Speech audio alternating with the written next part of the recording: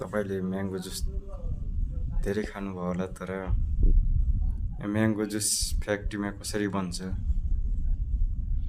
यसमा के कुरा एड गरिएको हुन्छ, त्यो कुरा सामान्य तपाईँलाई जानकारीको लागि यो भिडियोमा दिएको छ।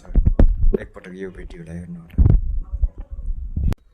क्या आपने कभी देखा है फैक्ट्री में माजा और फ्रूटी कैसे बनती है? तो आज हम आपको पूरी प्रोसेस दिखाने वाले हैं। अब सबसे पहले रसीले और ताजा आमों को लंबे और ऊंचे पेड़ों से तोड़ा जाता है। अब आम के पेड़ तो काफी ऊंचे होते हैं और इसीलिए जो नीचे के आम होते हैं उन्हें तो हाथों से तोड़ लिया जाता है, और जो आम ऊंचाई पर लगे होते हैं उन्हें एक स्टिक की मदद से तोड़ा जाता है, जिसके आगे मैकेनिकल जोश लगे होते हैं। जब टूटे हुए आम की स्टेम को तोड़ते समय आम के फल से एक लिक्विड निकलता है, और वो लिक्विड अगर आपके हाथ पर लग जाए तो आपका हाथ जलना शुरू हो जाता है, और इसीलिए आम को ग्लव्स पहनकर पहले स्टेम निकाली जाती है और उसे तुरंत पानी में डाल दिया जाता है, ताकि आम से निकलने वाली लिक्विड का टॉक्सिक इफेक्ट कम हो सके। अब कहीं ये पके हुए आम दबकर खराब ना हो जाए, इसीलिए आमों को बड़े आराम से ग्रेड्स में भरकर फैक्ट्री के लिए रवाना कर दिया जाता है। अब मैंगोज को अनलोड करने के बाद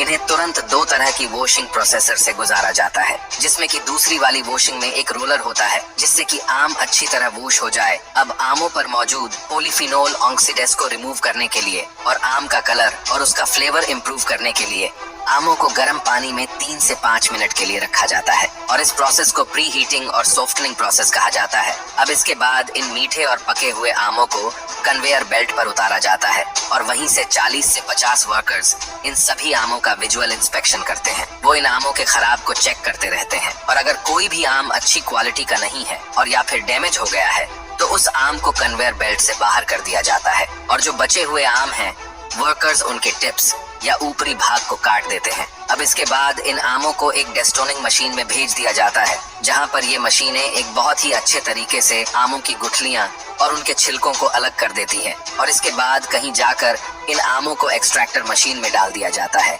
जहां से इन आमों का जूस निकाला जाता है। आपको शायद ना पता हो कि इस प्रोसेस में भी 2 तरह के जूस की कैटेगरी बनती है, विथ और विदाउट पल्प, और ये दोनों तरह के जूस को निकालने के लिए अलग अलग तरह के फिल्टर्स का इस्तेमाल किया जाता है। अब इस जूस में ऑक्सीजन पार्टिकल्स भी मौजूद होते हैं, और कहीं उसके अंदर की ड्राइड ऑक्सीजन जूस को खराब ना कर दे, और इसीलिए जूस को डीग्रासिंग मशीन में 90 से 95 डिग्री टेम्परेचर पर 10 से 14 मिनट के लिए रखा जाता है। अब आपने शायद गौर ना किया होगा, लेकिन अभी भी मैंगो जूस में कई छोटे बड़े पार्टिकल मौजूद हैं। अब इसीलिए लिक्विड को और भी ज्यादा बारीक करने के लिए इसे एक होमोजिनाइजेशन मशीन में डालकर 20 से 25 मेगापास्कल के प्रेशर में 2 से 3 बार होमोजिनाइज किया जाएगा, और अब जाकर हमारा मैंगो जूस एकदम सही डेंसिटी का हो चुका है। इसके बाद जूस के अंदर के बैक्टीरिया को मारने के लिए उसे एक स्टेरिलाइजेशन मशीन में हिट किया जाता है,